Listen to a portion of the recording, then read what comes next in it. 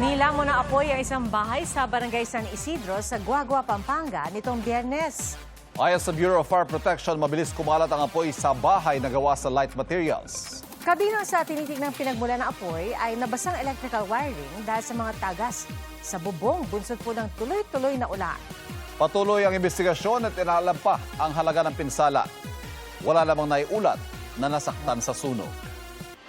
Hindi bababa sa 23 ang napaulat na nasawi sa pananalasa ng mga bagyong Luis, Maymay, pati na ng Habagat. Batay po yan sa tala ng NDRRMC. Naitala ang mga nasawi sa Benguet, La Union, Rizal, Batangas at Quezon Province. Ang mga nasawi ay bunsod ng landslide, rockslide, pagkalunod, nabagsakan ng puno o kaya na kuryente. 17 naman ang napaulat na nasugatan sa Ilocos Sur, Benguet, Abra, Rizal at Cavite. 3 ang nawawala. Mahigit 3.3 billion pesos ang halaga ng pinsala sa infrastruktura, habang halos 700 million pesos ang halaga ng pinsala sa agrikultura. Hindi na lang sa trabaho o pag-aaral, ginagamit ng ilan ang artificial intelligence. Sa lawak ng kaalaman ng AI, may iba raw na humihingi na po ng payo rito. Pero ang paalala dyan ng mga eksperto, sa pagtutok ni Darlene Kai. Maraming gumagamit ng AI o chatbots para sa trabaho o pag-aaral. Para sa kanila, nakatutulong ito sa pagsulat ng mga email o dokumento, paggawa ng assignment o kung may kailangang impormasyon. Pero mayroon ding kumakausap sa chatbots bilang kaibigan, tulad ni Jex na isang guro. Sa isang video na ibinahagi niya sa amin, kinausap niya ang Meta AI dahil hindi siya okay. Sinabi niya ring mahirap ang kalagayan niya na walang masandalan. Mahaba ang tugon sa kanya ng Meta AI. Nakisimpat siya ito sa nararamdaman ni Jex. Nagpayo at sinigurong nariyan lang siya kung kailangan ni Jex ng makakausap. May sumubok din kumausap sa ChatGPT naman na parang casual na usapan lang sa isang kaibigan. Parang tao talaga ang kausap dahil may matching emojis at all caps na tawa pa. Sabi ng psychiatrist na si Dr. Joan Refarial, mahalagang nailalabas at sinusubukang iproseso ang nararamdaman o pinagdaraanan. Magandang panimulang hakbang dyan ang pakikipag-usap sa chatbot. Pero hinay-hinay lang dahil pwede rin itong makasama kung sumobra.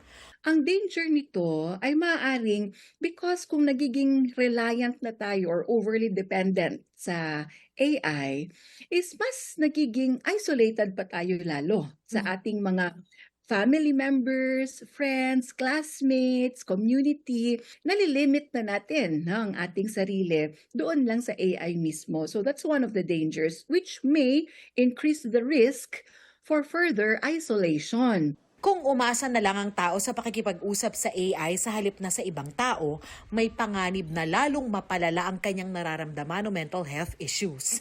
Iba pa rin ang pakikipag-usap at pakikipag-ugnayan sa ibang tao. The more we rely or depend on AI, the more na mas nalilimit yung ating kakayanan or circle na ng connectedness, ng that human connectedness natin. So, mas maganda na ang AI, hindi niya nababasa kasi yung ating true emotions. Kaya hindi talaga nakaka-provide ang AI ng true empathy. Bukod sa pagsandal sa mga taong nagmamahal sa atin gaya ng pamilya o mga kaibigan, nariyan din ang mental health professionals na pwedeng makatulong sa pinagdaraanan. Hindi naman ibig sabihin na huwag makipag-usap sa mga chatbot, pero gaya ng lahat ng bagay, balanse lang dapat. Dahil di hamak na mas importante pa rin ang relasyon sa ibang tao. Kung casual conversations or kung meron tayong gustong sabihin or i-ask na question, then we can ask AI. But of course, know na limited lang ang capacity also ng AI to understand yung ating humanity, yung ating pagkatao. Darlene Kai, Nakatutok, 24 Oras. Tampok ang mayamang kultura ng mga taga Mindanao sa float parade na bahagi ng Kadayawan Festival 2026. Inaabangan din na magiging pasabog na performances sa Grand Showdown ngayong gabi. At mula sa Davao City, Nakatutok Live, si Jandy Esteban ng GMA Regional TV. Jandy. Yes, Ivan, suot ang kanilang makukulay, nakasuotan ng pakitang gilas ang mga contingents para sa indak-indak sa Kadayawan ng kanilang patikim na performance kasi ngayong gabi gaganapin ang kanilang Grand Showdown dito sa Davao City Coastal Road.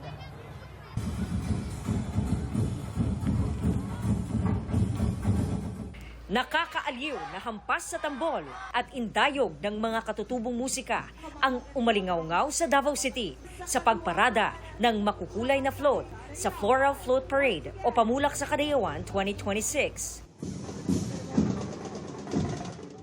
Binigyang buhay ng mga grupo mula sa mga paaralan sa Davao City, pati mga grupo mula sa labas ng lungsod, ang mayamang tradisyon at mitolohiya ng Mindanao. Patikim pa lang yan sa Grand Showdown mamaya sa mas malawak na venue sa Coastal Road. Layunin ng kompetisyon na patuloy na ingatan at ipagmalaki ang kultura ng mga lumad at Muslim sa Davao City. 2 milyong piso ang premyo sa magkakampyon sa open category, habang 1.7 million pesos sa school-based category. Mahigpit ding ipinatupad ang seguridad upang matiyak ang kaligtasan ng mga turista.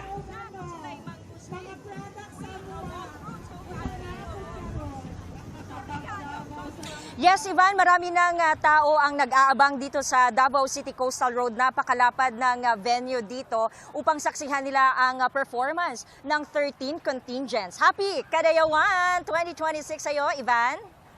Happy Kadayawan! Daghang salamat, John D. Esteban ng GMA Regional TV. Itinanggi ng aktor na si Derek Ramsey na nagmaneho siya ng anumang sasakyan na may pekeng plaka. Kasunod ito ng pahayag ng Land Transportation Office na kasama si Ramsey sa mga pinagpapaliwanag kaugnay sa nahuling supercar na may pekeng plaka. Sabi ni Ramsey may tamang plaka ang lahat ng kanyang sasakyan. Basahin din niya munang mabuti ang pahayag ng LTO para maunawaan ang nangyari. Wala pa raw siyang natatanggap na anumang show cause order pero handa siyang makipagtulungan at humarap. Dagdag niya, mali ang pagmamaneho gamit ang pekeng plaka at hindi dapat kinukonsinti. Kahapon sinabi ng LTO na natukoy nilang isang negosyante ang nagmaneho ng naturang supercar na napag-alamang nakarehistro sa pangalan ni Ramsey. Pero sa inisyal na impormasyong nakuha ng LTO, naibenta na umano ni Ramsey ang sasakyan bago ang insidente at hindi pa lang umano na ililipat sa pangalan ng negosyante ang sasakyan.